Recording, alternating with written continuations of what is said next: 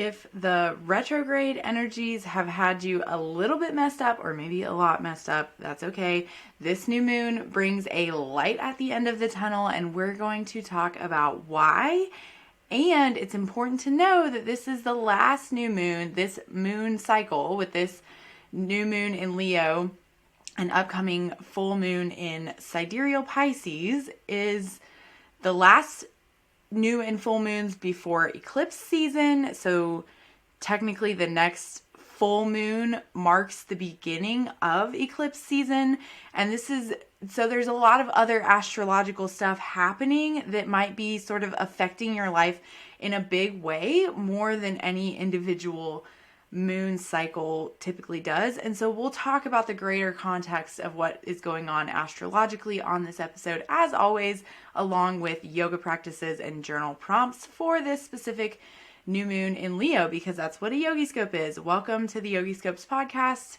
I'm your host, Rosemary Holbrook, and Yogiscopes are yoga practices for the astrological weather, or horoscopes for yogis, because if you are a yogi, you love practicing yoga, maybe you even teach yoga, and you like astrology and want to incorporate the two together as the wonderful spiritual practices, spiritual and holistic practices that they both are, I think strongly that you should be using Vedic astrology, which is what we use here on the podcast. So if you're new to that, if you're brand new to Vedic astrology, maybe you just like yoga and astrology and you didn't know before this moment that there was more than just one monolith of astrology, welcome.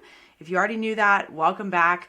But as always, if you want to grab your Vedic birth chart, because Vedic astrology uses the sidereal zodiac, which is more astronomically accurate than the tropical zodiac, which is what Western astrology, or if you're in a Western country, what most people just call astrology, uses, right? So it's more astronomically accurate. There are different techniques. So not only does it use a different zodiac, but there are different interpretation techniques. So the charts will look different too. And I find that most of the time when people first look at their Vedic birth chart, or any birth chart in general, but especially a Vedic chart, even if you're familiar with the circle charts, the Western charts, people look at them and they're like, what? Like, what is this foreign language? So I've made a free resource for that on my website. It pops up when you go to yogiscopes.com/chart, or you can get it right below where you calculate your chart for free. So that's a good place to start, because it's going to be important to know, as I've been talking about, like if you listen to the Mercury retrograde episode, where the Aquarius and Leo axis falls on your chart, like what houses those two signs are in for you. And that's what the birth chart decoder will help you interpret. And then also we want to know where the Pisces and Virgo axis is falling for you, because that's, there's getting ready to be some big shifts related to Pisces and Virgo. And so whether or not you are a Pisces or a Virgo, or if you have any placements in those signs, this is going to be impacting you, because everybody has all the signs somewhere in their birth chart. That's kind of how it works. So let's talk about the new moon. But it just, as always for me, feels hard to talk about anything without talking about everything. I'm a good rambler. But this new moon is happening, as you may know, in the same sign, the same nakshatra where Mercury has been retrograding. And so I just paused the recording because I went to look up something that's important to know, which is the exact dates of when Mercury was combust. I knew it was sometime around now. Mercury is no longer combust, so let's talk about what that means. Mercury is, or any planet is combust when they get within a certain degree of the sun. And so what that means is basically that planet will struggle a little bit more with its expression, because the sun, being the Atmakarka of the whole zodiac, right? Like, so it's the soul's planet. The sun likes to shine. Kind of think of it as like the king of the zodiac, if you will, of all the planets, right?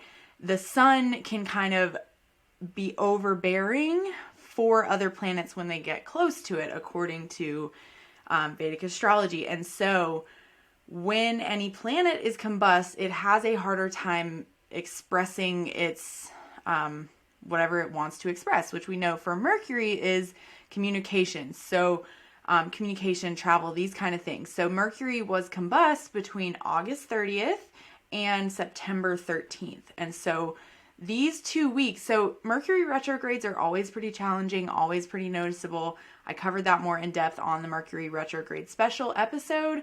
If you want to know like why astrologically and what those challenges might have been more specifically. But the combust period is where things really heat up, if you will. Like if you were experiencing challenges related to the retrograde, there's a potential that they got worse or sort of like came to a head in some way during those couple weeks, or like you just found it extra hard, like tech challenge wise, or like communication wise. During those couple weeks, things might have gotten extra hard, heated up a little bit, right? And then now, as of yesterday, Mercury is no longer combust, so that sort of starts to ease the energy. And then tomorrow, Mercury, which is September 15th, Mercury will go direct right after we're having this new moon in Leo. Specifically, this new moon is in Uttara Phalguni, which is Mercury was retrograding through Uttara and Purva Phalguni. And I described more about those nakshatras on the Mercury retrograde episode. But what's important to know for this new moon is that it will be a time to sort of step forward in a new way, hopefully rejuvenated after slowing down a little bit, taking some time to address what needed to be addressed related to Leo in general. So the significations of Leo in general in a collective sense are like your self-expression, creativity, romance. And then so we also had Venus retrograded through Leo recently, which Venus spent most of her retrograde in Cancer, but the retrograde of Venus did begin in Leo back in July. So this is something that's been going on for all year, really. The Aquarius and Leo axis has been challenged. Maybe you've been experiencing challenges related to the areas of life that those houses. So you'll grab the birth chart decoder. You'll figure out what houses. It will help you figure out which houses those signs are in for you. And then you can spend some time with Dr. Google, or you can grab the Birth Chart Basics mini course. You can find it if you go to yogiscopes.com/offerings to get more in depth. Like if you want to learn how to understand for yourself what areas of life are being impacted by transits, that's what the course is designed for. But you can always grab the decoder for free and Google like, what does the fourth house represent? And then it just takes longer that way, right? So you probably know though, because Saturn has been in Aquarius since January, and Saturn has been retrograding in Aquarius since June. And Aquarius and Leo form an axis, meaning the areas of life that they govern in your chart are probably like to some degree always at odds with each other, always like forming this symbiotic duo. Like if you think 4th and 10th house would be an axis, and 4th house is home, 10th house is career. This is sort of the easiest one to see. Like work-life balance is something that's on people's minds all the time. And that's an axis in astrology. There are 7 of them, or 6 of them, I suppose, 6 different axes, right? And so this axis has been challenged, to say the least, all year.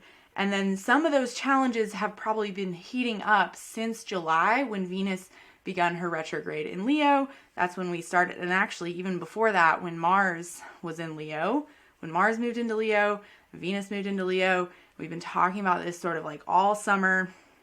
And whatever area of your life, wherever Leo is, whatever house that's in for you, has probably been challenged most of the year, but especially for the last couple months, right? And so this new moon presents a good time to step forward refreshed and rejuvenated after you've hopefully dealt with challenges that came up. Because like I was saying, this is the light at the end of the tunnel of those challenges, because Venus is now direct. Venus will soon be moving through those places where she retrograded, which, like I said, Venus spent most of the retrograde in Cancer, but did start off in Leo, and Mercury will be direct tomorrow. So there's just all these reasons. Mercury is no longer combust that The Leo area of your chart might be seeing fewer challenges, still not completely gone away, and won't be for until 2025, because that's how long Saturn will be in Aquarius, directly aspecting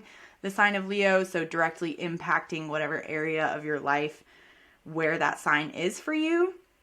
And so, just in general, let's talk about how you can leverage the astrology at this new moon to sort of be more intentional and make the most of whatever challenges you're facing. So at a new moon in Leo in general, it's a good time to consider some of the Leo in general considerations. Like I was mentioning, your self-expression, like what do you take pride in about yourself? Like we all have an ego, right? We all do, like an ego in the sense of like a sense of self. Like you can't exist in this world as a human being without a sense of self.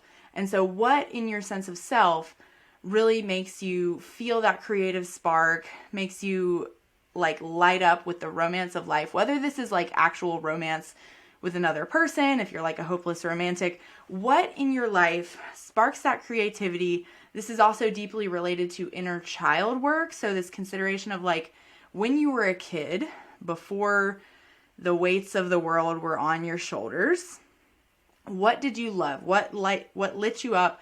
What ignited that spark within you? And so maybe maybe you've been following that ever since, or maybe somewhere along the way that was kind of squashed out by like reality or bills or whatever, or adults even when you were a child. So can you tap into that now and bring a sense of what sparks that sort of unbridled creativity and romance for life within you? And so this new moon is a good time to consider that in general. Like what kind of work could you do that you would take pride in? And so Leo also has connection to lineage. And so that's like the lion, the king of the jungle, this royalty aspect, which is a little bit more prominent in the early nakshatra of Leo, which is Magha, which is not where this new moon is, not where Mercury retrograde, but it is where Venus retrograded earlier. So these all of these themes are prominent, or things that you could work with at this new moon. And so that's Leo in general, is like the sort of inner child work, lineage healing work that needs to be done to ignite this spark of creativity and self-expression and work that you can take pride in. Like how do you want to show up in the world is something to consider at this new moon. And then to take the interpretation a level deeper, we want to look at the nakshatra where the new moon is happening, which is Uttara Phalguni. And so as I sort of alluded to earlier, there's two Phalgunis, nakshatras. There's Uttara Phalguni and Purva Phalguni. And so Purva Phalguni is like the earlier red one. So Purva is like earlier, Uttara is like later. You can think of it that way. Like they're always a pair. There's three sets of Uttaras and Purvas. There's the Phalgunis, the Vajrapadas, and the Ashadas. And so that's not like really that important, but just like FYI, fun fact. So Uttara Phalguni being the latter of the two, it's symbolized by the rear legs of a bed. So both of the Phalgunis are symbolized by a bed, and Purva Phalguni is like the front legs of the bed, and Uttara Phalguni is like the rear legs of the bed. And so with that, both of the Phalgunis, where Mercury has been retrograding and where this new moon is happening, have connections to rest and rejuvenation. So with that said, I actually meant to say this way earlier in the episode. Sorry for not putting out a podcast episode last week, but I took a vacation, and I took a vacation for Labor Day weekend, which is the first weekend in September here in the US. It's a long weekend, and it's just an easy time to connect with family because everybody has a day off. So we planned our family vacation for that weekend so that we could have, maximize the time. And it was also, so right after the full moon in Aquarius, and then we had Labor Day, and I took a vacation. And so this is what Mercury retrograde, I feel like last week when I got back, I just was like still on the vacation train. I was like, I need more rest and rejuvenation. I was like, it just didn't happen putting out a podcast episode last week, which I feel bad about, but also I wanted to share that to say, I'm a person. It's only me here, so it was a short week. I had some stuff going on with my kids' childcare. And so it's just all these like Mercury retrograde type things. I share that to say, if you felt some of that last week, I hope you were able to give yourself the same kind of gentleness and the same kind of like, the stars are aligning for resting and rejuvenating right now and not really worrying about, because I tend to like make myself feel really bad when I don't get a podcast episode out. I like feel like I'm failing you all. I'm like, oh, they're counting on me for a podcast episode. And I know that. But also I'm like, y'all probably forgive me for being human and taking some time off. Like we had just finished up this cohort of Astrology for Yogis, and I'm gearing up now for the next launch, which FYI opens to the waitlist tomorrow. More details on that coming. But, so I took a week off, and like, there's programming in me that you probably experienced too to feel bad about that.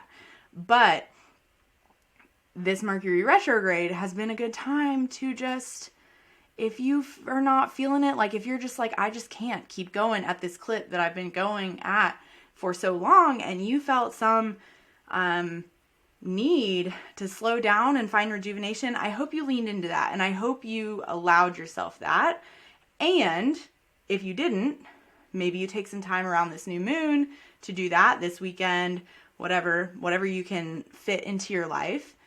And this new moon marks a good time to take that time that you've been spending resting and rejuvenating and sort of step forward with this renewed spark. Uttara Phalguni is all about sort of stepping forward, having been renewed. So hopefully sometime over the past couple weeks, or if not, then sometime around this new moon, like within the few days around it, you take that time to cultivate that karma, that pleasure. So as I discussed on the Mercury retrograde episode, Purva Phalguni is karma, is the pleasure, is the aim of that nakshatra, and moksha is the aim of Uttara Phalguni. So this whole time with the Mercury retrograde in Uttara and Purva Phalguni, big themes around the sort of balance between spiritual progress or spiritual liberation and pleasure is the sort of dichotomy there, and how those things have a symbiotic relationship. Like, you are meant to enjoy yourself in this human form, in this human life, but also we are not meant to mistake that enjoyment, that pleasure, that karma for spiritual liberation. So, I described that more fully on the Mercury retrograde episode, and I don't want to take up too much time talking about it now, but it's important to know for this new moon, with it specifically being in Uttara Phalguni, which has connections to, it's ruled by the sun, its aim is moksha, it has this connection to tapping into your soul's work, and with Leo being this sort of like self-expression sign, it's like, what work can you do in your human form that is an expression of your soul, which will lead to spiritual liberation, right? Without forgetting that you are a human on the human plane. So there's this sort of balance between being a householder versus a spiritual ascetic. So that's the thing I think about all the time, is that like all this yoga philosophy and stuff, we're taking advice about how to live our householder lifestyles from people who are mostly ascetics. And so I just want to communicate frequently, often, that you need to decide, like, are you going to be a householder or are you going to be an ascetic? And if you are choosing to be a householder, which I am, because I have, a 1-year-old and a 3-year-old and a husband and a dog and, stuff, like, I have responsibilities. I can't be like, in an ashram. I can't just abandon my children and so maybe you don't have kids, but maybe you have a job. I just think there's a big difference between the spiritual pursuit of a householder and the spiritual pursuit of somebody who renounces the world and lives in an ashram and takes this path of not participating in, life in the world as we know, the householder life, right? And so that's an important thing to consider, especially at this new moon, because of all the significations I've talked about with the balance between kama and moksha during this Mercury retrograde, this idea of rest and rejuvenation, and also considering what forms of rest do you engage in? Are they truly soul renewing? So sometimes, I actually shared a post on Instagram about this last week. Sometimes we might have this tendency to not schedule that time for rest and rejuvenation because we're just we have too much to do. And so we don't take the time for rest. I'm super guilty of this. And then what happens is when you don't do that, you end up getting burnt out, and then you end up engaging in sort of numbing activities like scrolling or, watching dumb TV, things that aren't really spiritually rejuvenating, but they're mindless. And so I just noticed that in myself, and I shared about it on Instagram, and other people were like, hell yeah, I experienced that too. Thanks for the reminder. So, yeah, that's a concern at this new moon is, are you taking that time for something that is truly restful in the sense that it is soul rejuvenating, not just stilling your body, but not doing anything to fill your heart or your soul or your spiritual cup, if you will. So Uttara Phalguni has connections to all that. And also this idea, being in Leo, being with all the other things we talked about so far, this idea of how are you going to do your soul's work, do that soul mission that we all have, that you can kind of decipher based on the things you've been through in life, what struggles have you experienced, and how can you turn that into something that serves, be the person you needed when you were younger kind of thing.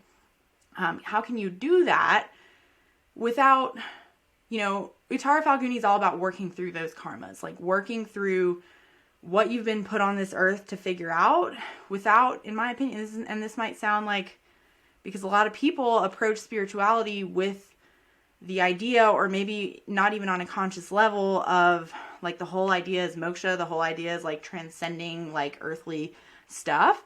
But the Bhagavad Gita would tell us, it's all about being fully involved in your earthly role and your earthly stuff without, forgetting that spiritual connection, basically.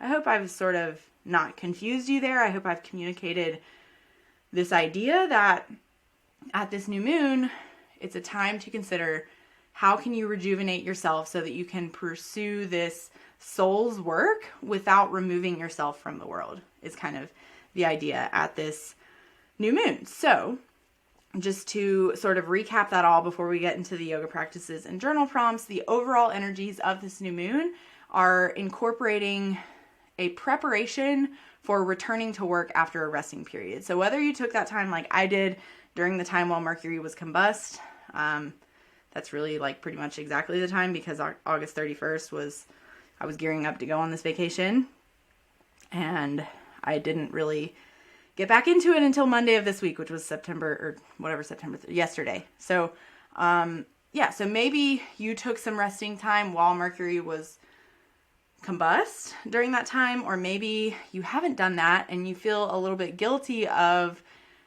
doing some of that more numbing type rest, or that not truly rejuvenating type rest. And so if you can, at this new moon, please take some time to do something that truly rejuvenates your soul, truly fills your cup, so that after the new moon, you can step forward, return to your work, return to that soul's mission, having reconnected to your why.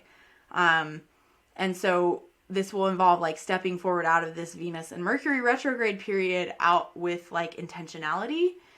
And so that connects to a free workshop that I'm offering on Monday, it's sort of related to all of this, and I will tell you the details of that at the end. So stick around if you're interested in creative sequencing based on astrology. Like if you're a yoga teacher, this is for you.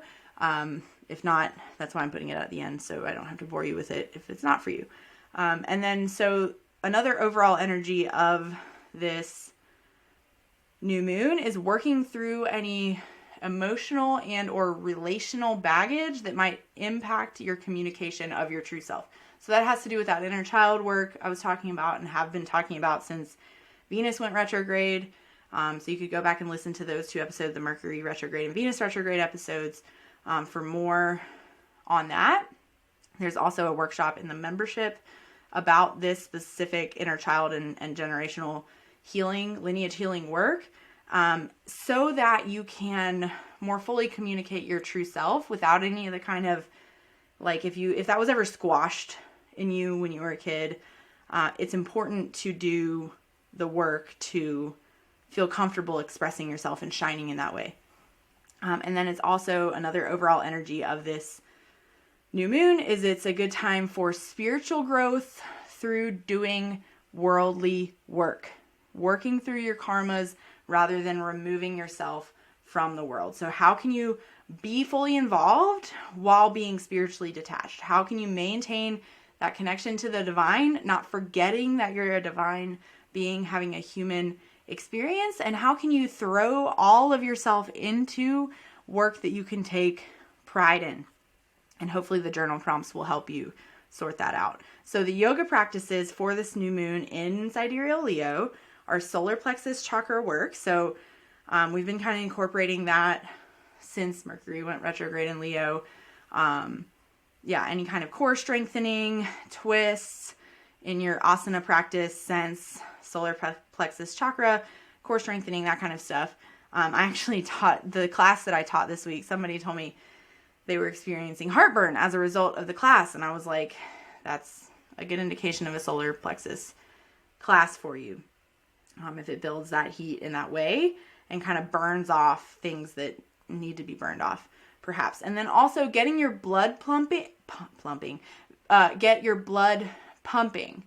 Vinyasas or other exercises. That's actually the sequence that I will share with the sign by sign in the membership.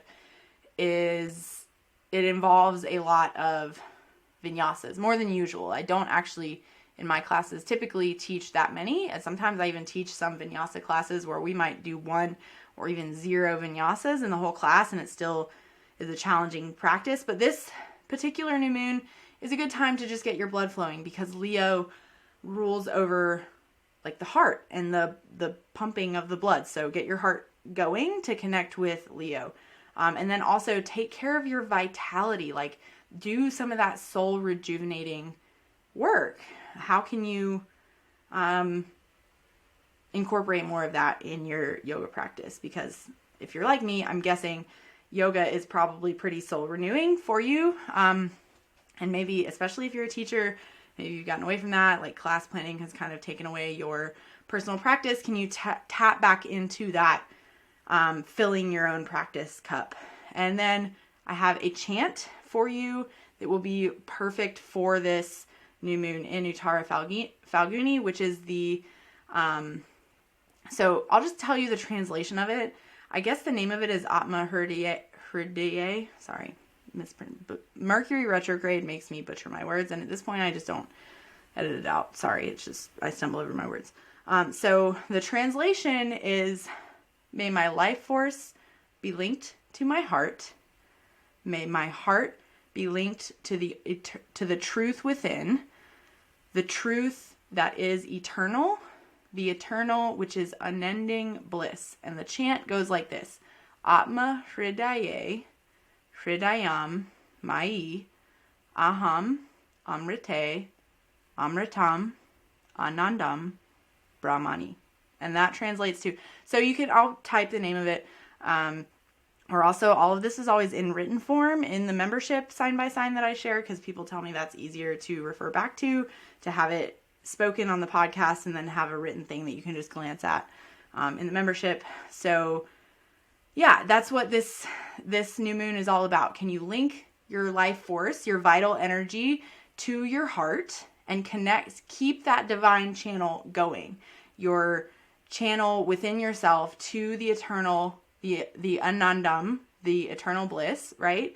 Can you keep a channel open and flowing within yourself so that you can express that outwardly into the world? And I don't know about you, but every time I chant that chant, it makes me feel really connected to that. Really, it reminds me of that connection to just being a channel for the divine, right? Is what we're after, to sort of transcend our egos, but let the divine express itself more fully through like who we are as a person in this human existence, right? So that's the idea.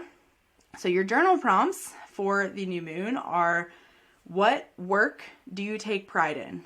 What do you want to be recognized for in this life? Like if you could leave a legacy, what would you want that legacy to be? Like think less in terms of money, hopefully, or like a dollar amount, and more in terms of like, what do you want to be remembered for? What positive impact do you want to have made on the collective, which is this Aquarius and Leo axis, like we've been talking about.